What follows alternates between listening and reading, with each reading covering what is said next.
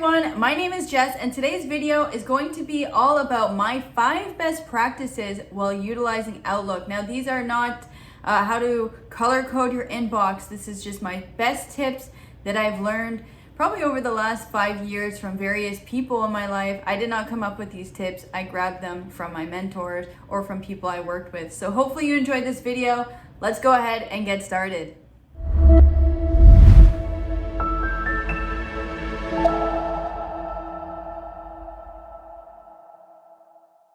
All right, everyone, so now I'm sharing my screen, and for those that don't know, this is Office Outlook O365, and I'm gonna show you my best 5 tips and tricks utilizing this application, and I'm gonna start in order.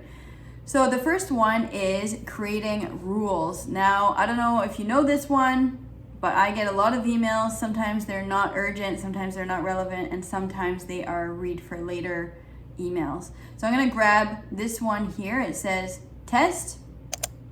Hello, YouTube friends. If you want to subscribe, go ahead and click that button below. Now I'm going to go ahead and click that email, right click, go down to rules and create rule. Now, when you get to this page, you can either click subject contains the word test. So I'm going to do that. You could say every time I get an email from Jessica Pettigrew, it's going to go into a specific folder, maybe a folder under Jessica or a folder under whatever task she likes to send. And then I'm going to click move the item to folder. So you can automatically go and select folder. You can pick, it could go automatically in trash, archive. I'm gonna click YouTube. If you want, you can create a new one, a subfolder, let's say Outlook tips. And I'm gonna click OK, and that will go under YouTube. And then I click OK here. And again, you have so many different options that you can create rules. It can be test every time there's the word test. It could be every time the word Canada, whatever you want. Just make sure that it makes sense when you are creating the rule, or you'll have emails going all over the place. Now I'm gonna click OK.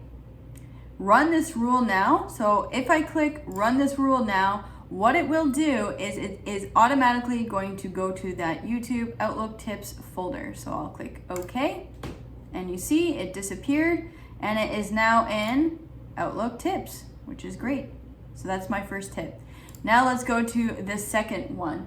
So this is one of my biggest pet peeves, is to receive emails on my off time. So whether I receive emails on a Sunday from my boss, and if my boss is watching, I hate when you send me emails on a Sunday. So maybe this tip is for you, or this tip is for anyone that wants to set some boundaries and maybe does work on a Sunday or does work off hours, but wants to respect other people's time and just send the email, at an appropriate working time. So again, I'm going to go ahead and click the top ribbon here. And if I click new email, it's going to pop up here.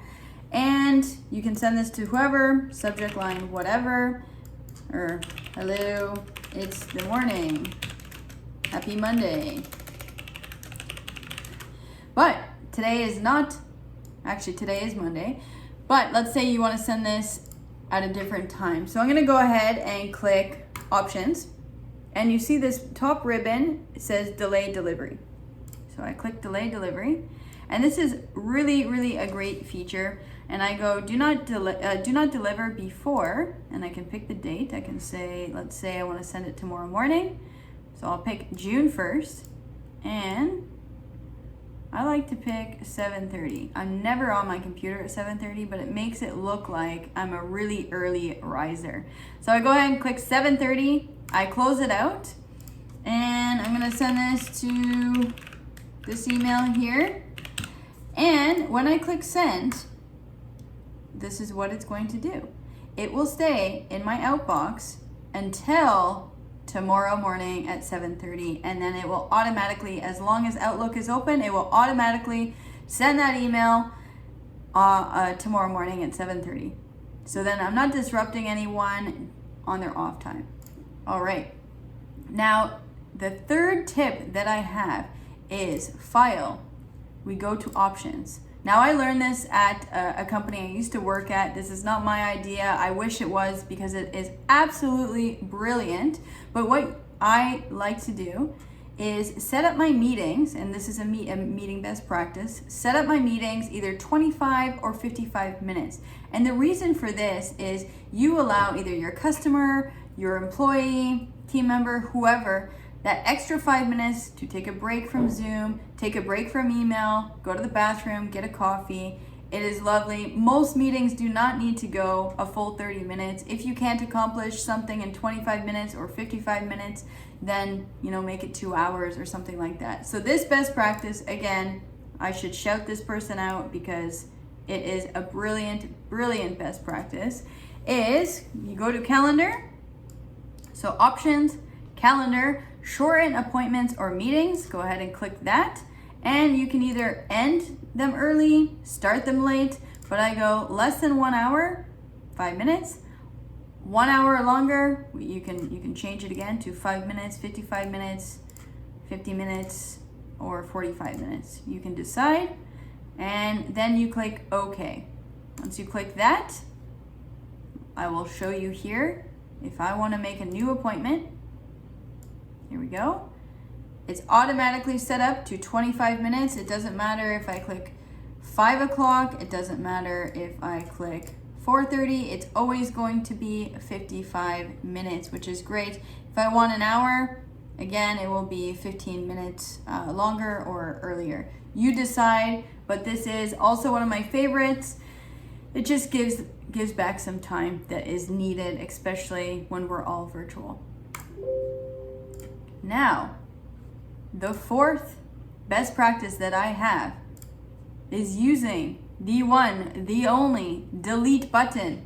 So many emails come in and most of them can be spam. You don't need it. So this is spam. I'm gonna go ahead, delete, and it will be deleted forever. And I even go hard delete in my trash, right click, empty the folder, and permanently delete it. I do not want any emails that I don't want to ever keep. It fills up my Outlook when I try to use the search function up here. If there's emails that are not relevant, let's just delete them. All right, and lastly, and I see a lot of people using Outlook for tasks, and sometimes people use Outlook for tasks brilliantly. They color code, they have timestamps, they have archive folders of tasks. I am not good at managing tasks in my Outlook. It gets too messy, especially if there's like 50 or 60 emails and all different tasks. What I like to do is, here we go. I'm opening a task. It says make video next week. There is a program called Teams, and I, for some reason, don't have it loaded on my computer, but there's a program called Teams there's a great task management application called Planner within Teams.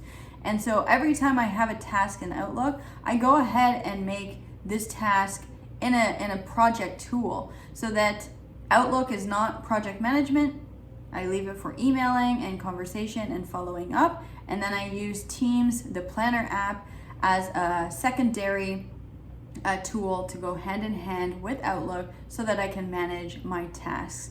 So once I put that task in Teams, I go ahead and archive this task because I don't want it just sitting in my Outlook because it is messy.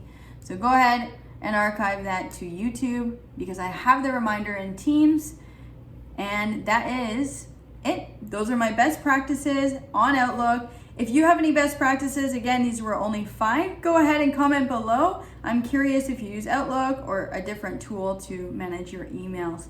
Thanks everyone for watching, and I will see you next Monday. Take care. Bye-bye.